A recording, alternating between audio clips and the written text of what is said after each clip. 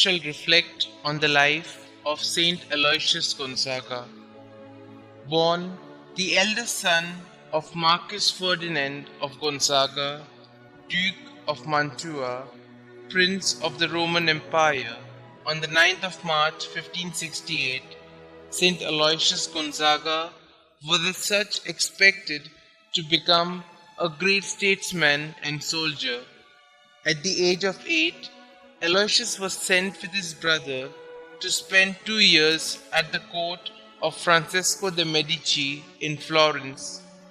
But his thoughts being already absorbed in matters spiritual, he took a vow of perpetual chastity and made a general confession with such contrition that he fainted at the confessor's feet.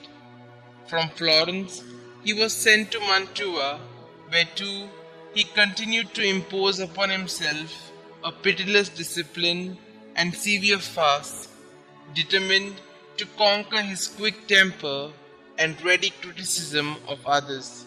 At the age of 12, he received his first communion from St Charles Borromeo, a relative who was then Archbishop of Milan.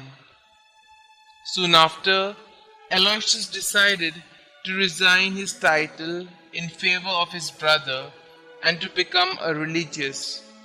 In these designs, however, he was vehemently opposed by his father, and it took 3 years of persistent effort to obtain the parental consent.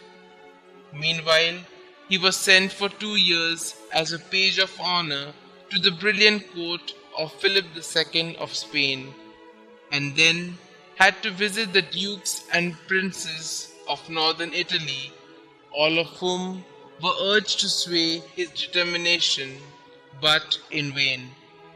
Finally, in the fall of 1585, Aloysius, aged 17, was able to set out for Rome to enter the Jesuit novitiate.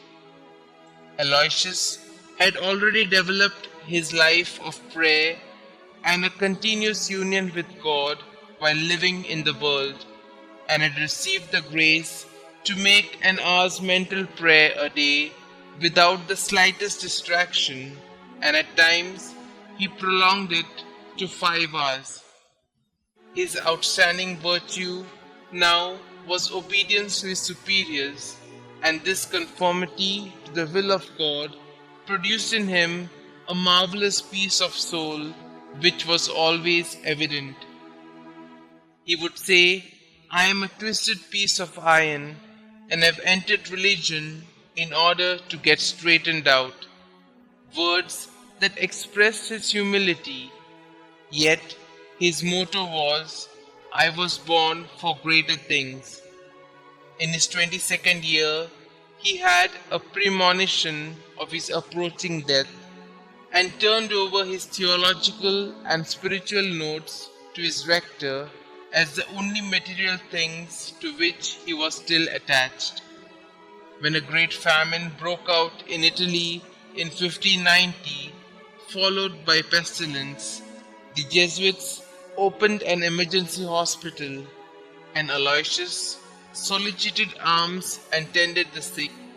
But in March 1591, he himself took ill and succumbed on the 21st of June after 3 months of patient suffering, aged hardly 23 and a Jesuit for only 6 years.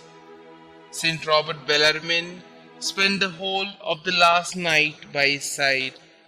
He was canonized in 1726 and in 1729 declared the special protector and patron of youth, especially of young Catholic students.